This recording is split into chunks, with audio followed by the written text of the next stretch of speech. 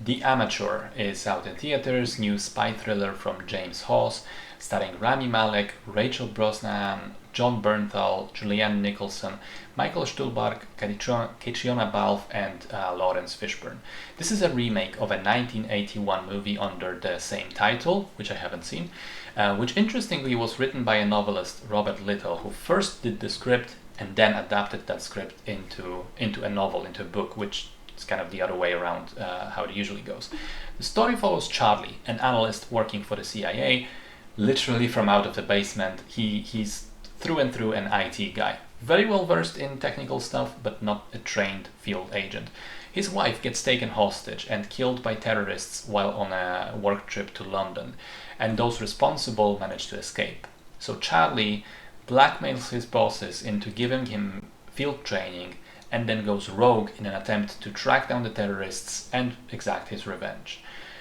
Sounds pretty good, and as the movie was starting, I felt this familiar tinge of excitement at watching a proper old spy thriller.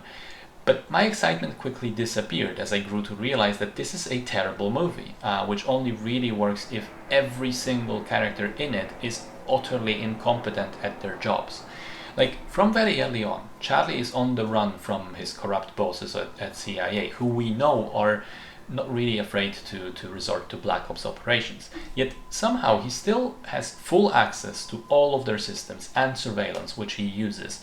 He still is somehow able to travel around the world without being tracked or caught.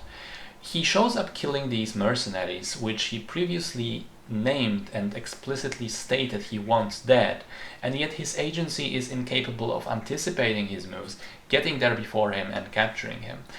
Also, the movie makes it seem like his field training lasted for about 2 days before he goes on the run, so that's pretty useless. He also makes mistakes that would get him caught, I don't know, 75 times, even not by the CIA, but just by local authorities. In Paris, early on, there's a scene where he lockpicks a door at an apartment building with a YouTube tutorial playing from his phone on speaker on full volume.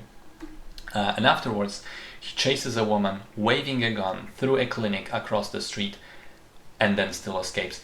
It's very, very, very infuriating. Also, there are some strange writing problems with some side characters. Lawrence Fishburne is tasked with killing Charlie, but suddenly starts protecting him and is cool with him for no apparent reason. John Bernthal is in the film for literally 2 scenes and has zero impact on the plot. You could cut him out, nothing changes. Really feels like maybe there are some crucial scenes filmed but then cut. I don't know. I also want to say there's something about Rami Malek's screen presence that irritates me. Maybe it's irrational, but I find it difficult to sympathize with him, with his characters. He has this weird vibe, which is a problem when he's supposed to be the protagonist. Final point, I thought about it, and actually a lot of the problems of the film, such as his ability to hack and go everywhere without being caught, and his agency's inability to track him and follow him, would actually maybe be solved if the movie took place in a less technologically advanced world, such as the 1980s, where the original film was made. I think in that old world of spies, you could maybe make the story work, but in today's world, it is just too unrealistic and implausible. I didn't like it at all, and I think it's a total waste of a pretty good cast.